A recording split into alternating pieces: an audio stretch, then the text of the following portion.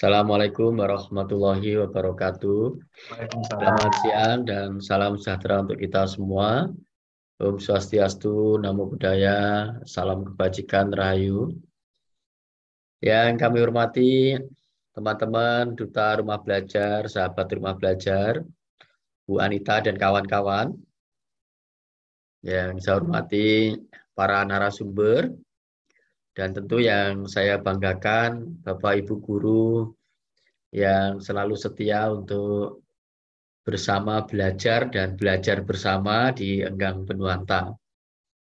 Mari kita sama-sama untuk memanjatkan rasa syukur kehadirat Allah Tuhan Yang Maha Esa.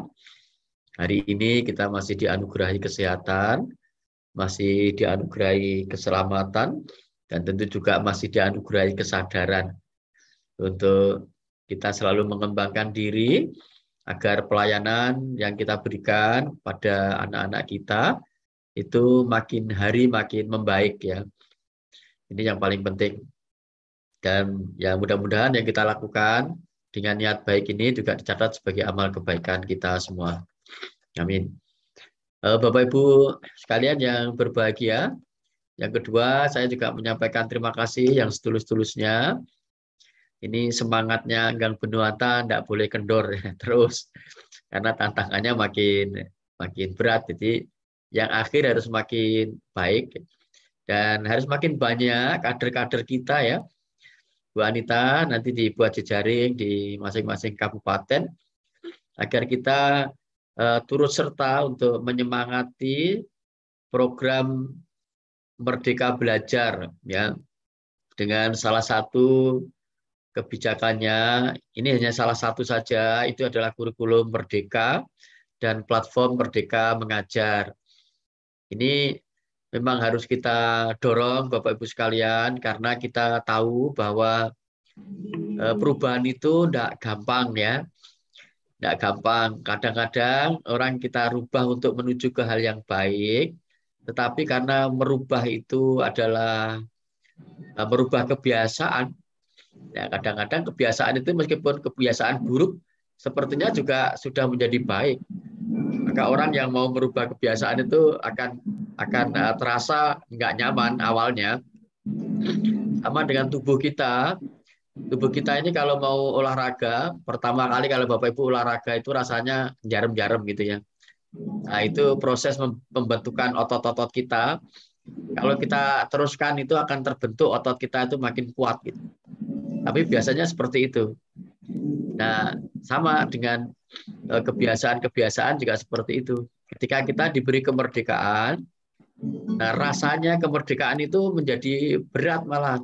Karena kita kemudian harus menentukan arah masa depan kita sendiri, dan yang biasanya itu kemudian diarahkan, yang biasanya diatur, ketika dia harus mengatur dirinya sendiri itu berat gitu.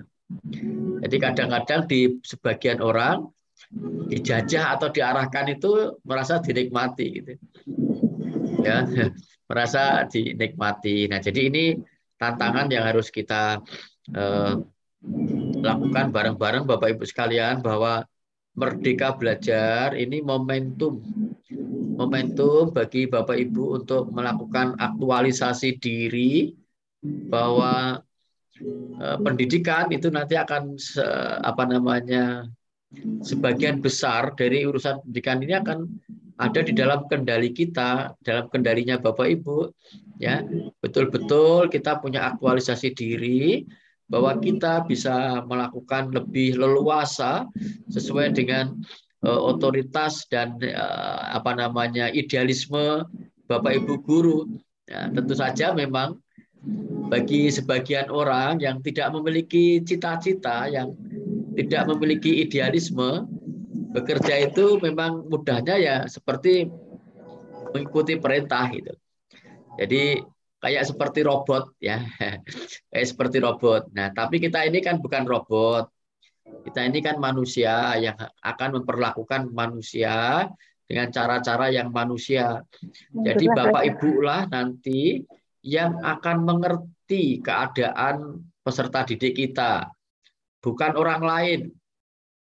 Orang lain itu tidak tahu kondisi yang sesungguhnya kita jalani. Ya, karena itulah Bapak Ibu lah yang nanti bertanggung jawab untuk bisa memahami dan kemudian melakukan tindakan-tindakan yang tepat, ya, yang tepat dan yang terbaik bagi peserta didik kita. Nah, karenanya pemahaman kita terhadap peserta didik itu menjadi hal yang penting. Jadi yang kita sebut dengan diagnosis assessment itu adalah upaya kita mengenali keadaan peserta didik, lalu kemudian kita akan merancang tindakan-tindakan apa yang bisa kita lakukan untuk membantu. Sekali lagi, untuk membantu perkembangan peserta didik secara maksimal. Nah, tentu saja peserta didik ini nggak akan ada yang sama. Karena itu ya tindakan-tindakan yang kita lakukan antar peserta didik juga berbeda. Kalau dulu Bapak Ibu kan hanya mengajarkan pengetahuan, targetnya juga pengetahuan, sehingga anak-anak juga diuji pengetahuan. Maka kemudian Bapak Ibu guru mengajarnya juga mengajarkan pengetahuan dan semua anak-anak mendapatkan pengetahuan sama. Nah, kemudian kalau anak-anak yang merasa nggak bisa, nah Bapak Ibu merasa tidak nyaman karena ada anak yang tidak bisa. Nah, sekarang sebenarnya orientasinya bukan pada aspek pengetahuan, tapi melatih kemampuan berpikir melalui pengetahuan. Jadi pengetahuan itu hanya sebagai alat untuk melatih kemampuan berpikir. Itu yang paling penting ya, yang paling penting sehingga anak-anak perlu dilatih agar dia terbiasa belajar sesuai dengan keadaan yang dia alami, sesuai dengan apa yang dia ketahui, sesuai dengan apa yang dia miliki. Ya, sehingga belajar itu tidak boleh menjauhkan dengan dunia peserta didik. Nah, ini yang kemudian dimaknai sebagai satu proses pembelajaran yang menyadarkan. Ya, proses pembelajaran yang menyadarkan. Jadi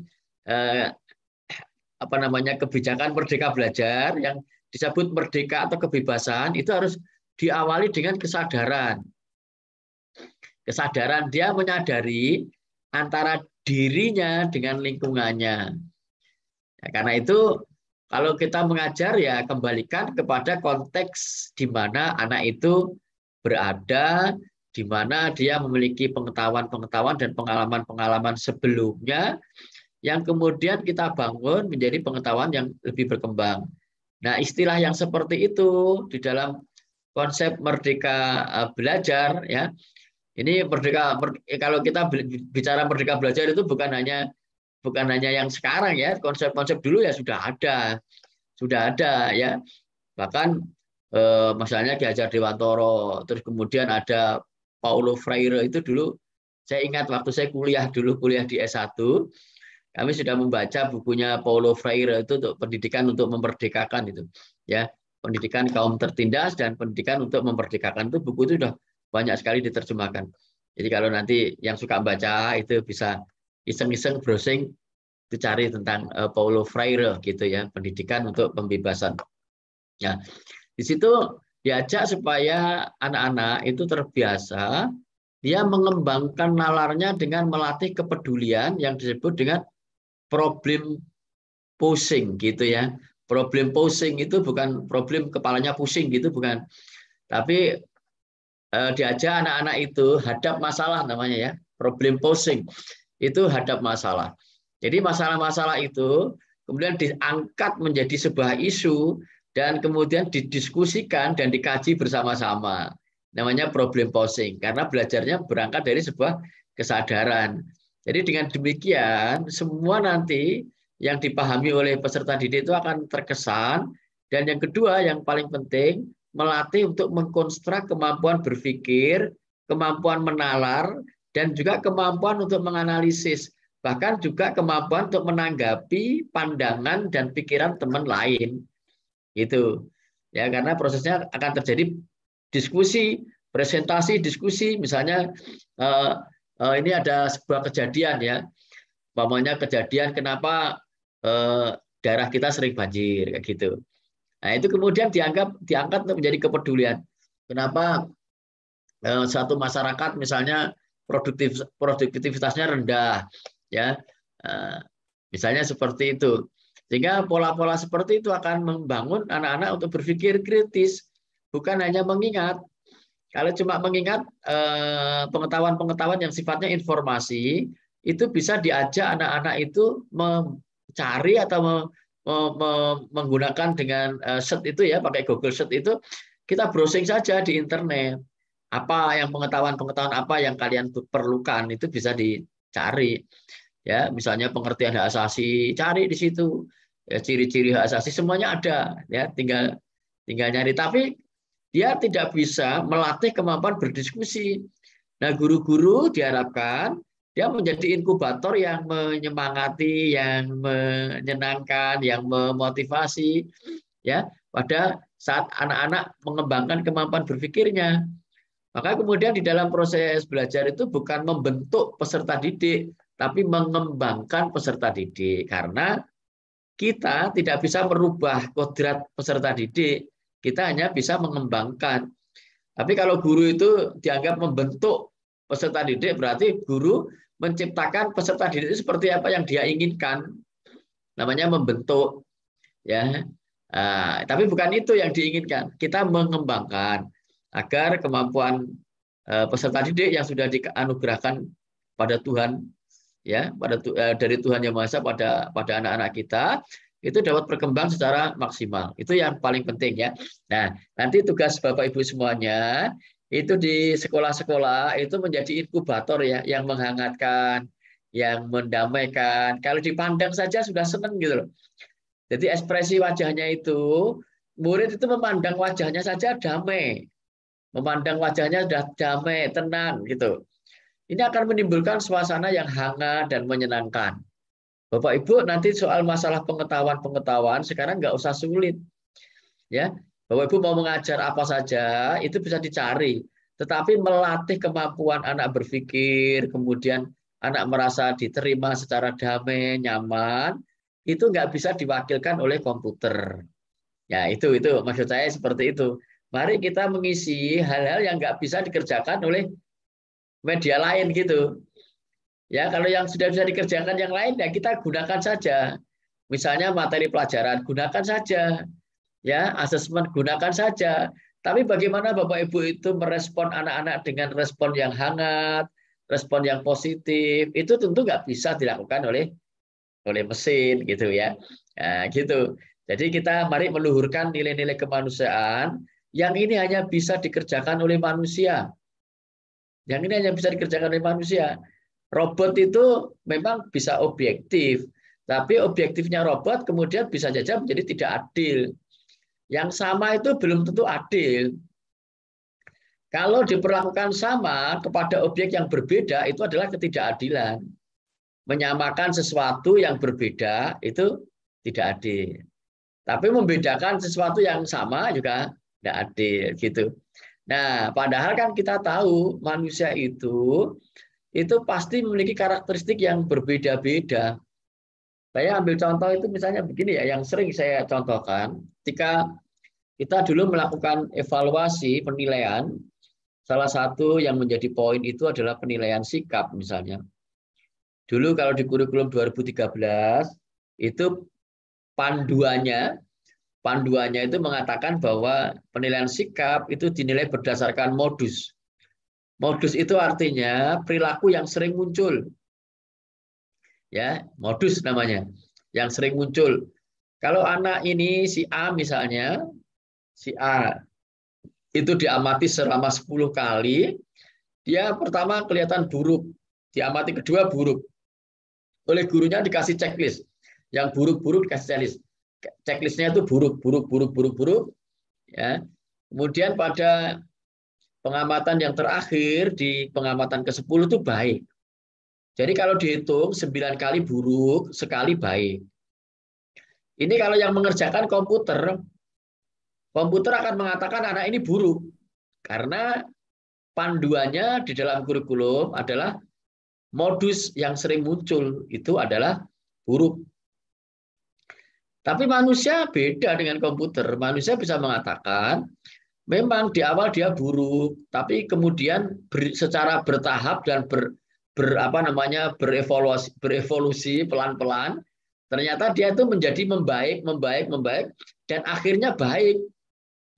Dan akhir baik inilah sebenarnya adalah proses dari puncak keberhasilan. Maka dia katakan, anak ini baik. Loh, tapi kan modusnya buruk. Iya, tapi saya mengenalinya, anak ini secara bertahap menuju berubah menjadi baik.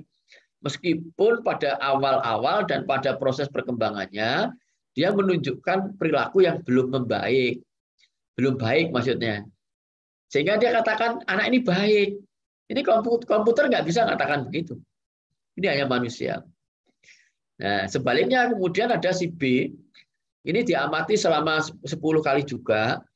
Ini mulai pengamatan pertama sampai 9, baik terus anak ini. Ketika diamati yang ke-10, dia buruk. Nah, komputer mengatakan baik, karena komputer nggak melihat perasaan, dia melihat baik. Nah, gurunya juga menilai baik. Gurunya mengatakan baik, kenapa? Dia ini baik, sesungguhnya dia memang baik. Tetapi kan su'ul khotimah, yang terakhir dia buruk. Enggak, dia itu buruk yang terakhir itu bukan mencerminkan pribadi yang sesungguhnya. Buruk yang terakhir itu karena kecelakaan, karena situasi yang menyebabkan dia mengalami kecemasan, dan itu adalah faktor eksternal, bukan karena dirinya. Jadi pada waktu itu dia lagi gelisah di rumahnya karena orang tuanya lagi sakit, lalu kemudian dia punya masalah, sehingga emosinya agak labil. Ya. Dan itu hanya bisa dilakukan oleh manusia yang bisa melacak seperti itu. Jadi manusia selalu mengatakan baik kepada peserta didik karena dia memiliki perasaan dan dia mengetahui, dan yang dilakukan itu adalah membantu untuk kepentingan terbaik, bukan hanya menilai untuk menempatkan posisi peserta didik ini baik atau tidak baik. Karena sesungguhnya posisi peserta didik baik atau tidak baik itu tidak penting. Yang paling penting saat penilaian itu memberi informasi kepada gurunya bahwa anak ini masih membutuhkan bantuan. Sehingga yang paling penting bukan checklistnya, tapi tindakan bantuan yang diberikan guru kepada peserta didik ini jauh lebih penting daripada guru sekedar membuat checklist. Ini yang paling penting. Bapak Ibu membuat asesmen itu tujuannya untuk apa sih? Untuk mengetahui. Setelah mengetahui apa? Memberikan tindakan. Memberikan tindakan ini yang penting, bukan untuk setelah mengetahui lalu kemudian menghakimi. Setelah diketahui lalu dihakimi, anak ini nggak naik kelas, anak ini nggak lulus, anak ini kategori nakal. Bukan berhenti di situ, ya bukan berhenti di situ, tapi kemudian kita merancang apa yang perlu saya lakukan agar saya bisa membantu kepada peserta didik saya sehingga dia mengalami kemajuan dan perbaikan. Disitulah sebenarnya makna yang kita sebut dengan merdeka. Ada kemerdekaan bagi Bapak Ibu guru untuk memberikan bantuan-bantuan dan dukungan kepada peserta didik. Ya, jadi ini yang harus menjadi perhatian kita. Sekolah harus menempatkan peserta didik sebagai pusat perhatian kita. Ya, sekolah harus menempatkan peserta didik sebagai pusat perhatian kita. Yang kedua, sekolah harus menjadi tempat yang aman dan nyaman serta menyenangkan bagi peserta didik. Tuh. Yang ketiga, bahwa pembelajaran harus berfokus kepada kepentingan peserta didik untuk dapat berkontribusi di dalam kehidupan dirinya maupun kehidupan bersama dengan orang lain. Ya, itu kalau tentang materi pelajaran tapi tidak berkontribusi pada keselamatan dan kebahagiaan, ya nggak ada gunanya. Itu. Lalu yang keempat, bahwa sekolah harus menjadi pusat pengembangan peradaban, di mana orang-orang yang ada di dalam satuan pendidikan itu ya menjadi orang-orang yang selalu belajar dan membelajarkan diri. Maka harus ada komunitas belajar, merefleksi ya. Ya, Bapak Ibu jangan hanya mengajar tapi nggak mau belajar. Nanti kalau hanya mengajar nggak mau belajar itu hanya keluar tapi nggak ada masukannya, ya nggak imbang. Ya, kita juga mengeluarkan tapi juga mengisi dengan pengetahuan-pengetahuan baru, dengan informasi baru, dengan refleksi. Merefleksikan itu sebenarnya adalah mencoba melihat kembali, meninjau kembali apa yang sudah kita lakukan. Itu juga bagian dari proses belajar. Ya, belajar itu sebenarnya memang tidak harus belajar dari orang lain, tetapi belajar dari pengalaman kita sendiri itu juga belajar. Ya, kita memperbaiki apa yang sudah kita lakukan dari hari ke hari. Apakah yang kemarin kita lakukan itu ada yang kurang tepat, ada yang kurang benar. Kita sempurnakan lagi. Kita sempurnakan lagi. Nah, saya kira itu ya Bapak Ibu sekalian yang harus kita lakukan agar sekolah-sekolah kita nanti betul-betul menjadi sekolah-sekolah yang berfungsi untuk mengembangkan potensi peserta didik agar kelak nanti dia menjadi manusia yang bisa bermanfaat bagi manusia lain. Inilah yang kita sebut dengan manusia yang berkontribusi. Ya, saya kira itu yang dapat saya sampaikan, dan dengan mengharap ridho dari Allah Subhanahu wa taala, mari kegiatan kita ini kita buka dengan bacaan basmalah. Bismillahirrahmanirrahim. Mudah-mudahan pertemuan kita diikuti dengan hidayah. Terima kasih. Saya akhiri. Wassalamualaikum warahmatullahi wabarakatuh. Selamat siang dan salam sejahtera untuk kita semua. Om Swastiastu, Namo Buddhaya, salam kebajikan, rahayu.